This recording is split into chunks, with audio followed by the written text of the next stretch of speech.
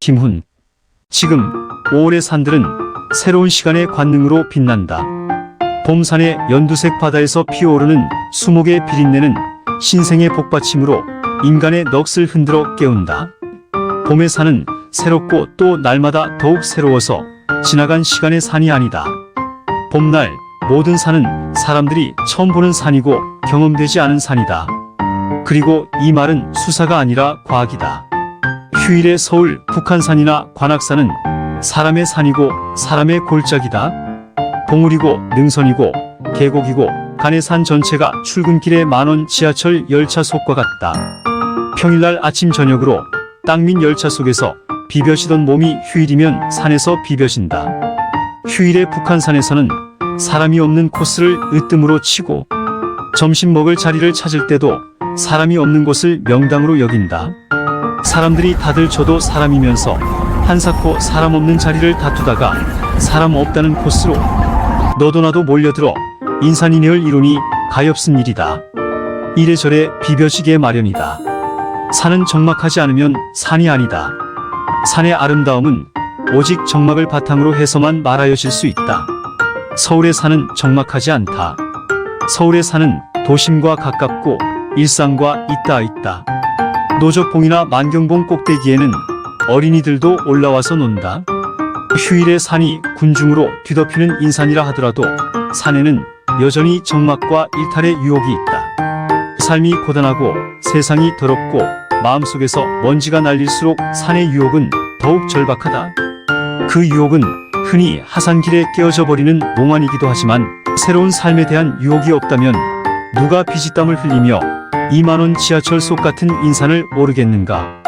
똑같은 등산화와 등산모 차림의 군중틈에 끼어앉아 마른 김밥을 씹으면서도 우리는 저 빛나는 백운대 만경봉 인수봉, 노적봉 원효봉 의상봉들과 독대할 수 있다. 라인홀트 메스너는 유럽 알피니즘의 거장이다. 그는 히말라야에 몸을 갈아서 없는 길을 헤치고 나갔다. 그는 늘 혼자서 갔다.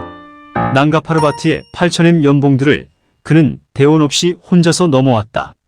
홀로 떠나기 전날 밤 그는 호텔방에서 장비를 점검하면서 울었다. 그는 무서워서 울었다. 그의 두려움은 추락이나 실종에 대한 두려움은 아니었다. 그것은 인간이 인간이기 때문에 짊어져야 하는 외로움이었다. 그 외로움에 슬픔이 섞여 있는 한그는 산속 어디에선가 죽을 것이었다. 길은 어디에도 없다. 앞쪽으로는 진로가 없고 뒤쪽으로는 퇴로가 없다. 길은 다만 밀고 나가는 그 순간에만 있을 뿐이다. 그가 산으로 가는 단독자의 내면을 완성한다. 그는 외로움에서 슬픔을 제거한다.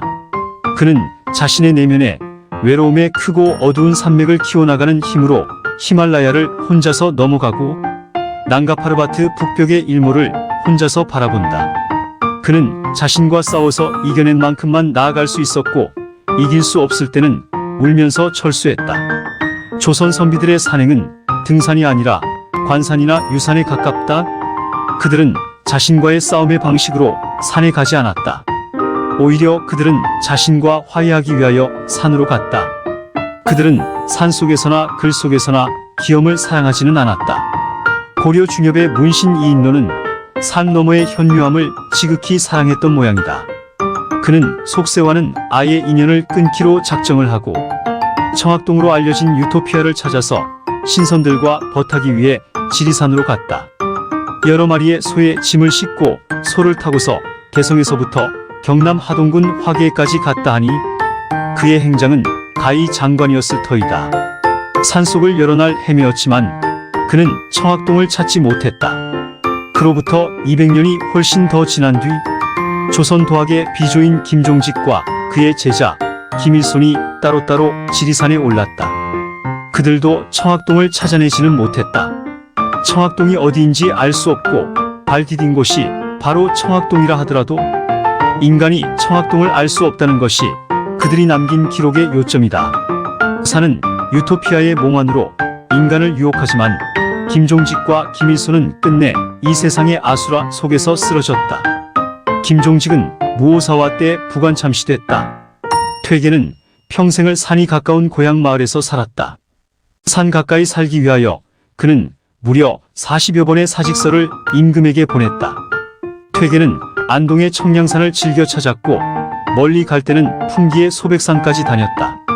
제자들을 데리고 다니며 산수의 의미를 가르쳤는데 한 번 산행에 며칠씩 걸렸다. 퇴계는 도피와 일탈로서의 산행을 나무랐다. 산속에서 청학동을 묻는 자들의 몽환을 퇴계는 꾸짖었다. 산에 가서 안개와 노을을 마시고 햇빛을 먹으려는 자들을 퇴계는 가까이 하지 않았다. 산에 속아 넘어가서 결국 자신을 속이게 되는 인간들을 퇴계는 가엾게 여겼다. 스스로를 속이지 않겠다는 것이 산에 처하는 퇴계의 마음이다. 산이 인간의 마음을 정화시키고 그 정화된 마음으로 다시 현실을 정화시킬 수 있을 때 산은 아름답다. 산에 관한 퇴계의 글들은 그렇게 말하고 있는 것 같다. 퇴계의 산은 이 세상의 한복판에서 구현되어야 할 조화의 산이다.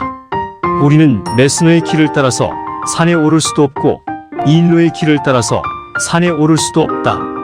메스너를 따라가자니 외로움과 싸울 일이 두렵고 이인로를 따라가자니 몽환의 열정이 모자라기도 하고 우선 생활이 발목을 잡는다. 아마도 우리는 퇴계에 멀고 먼 뒤를 따라서 겨우 산에 오를 수 있을 터이다.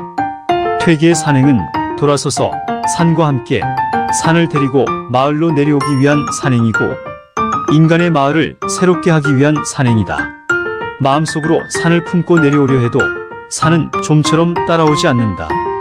휴일의 날이 저물고 사람들 틈에 섞여 산을 내려올 때 성인은 벌써 산을 다 내려가서 마을에 계신다. 천하에 무릉도원은 없다.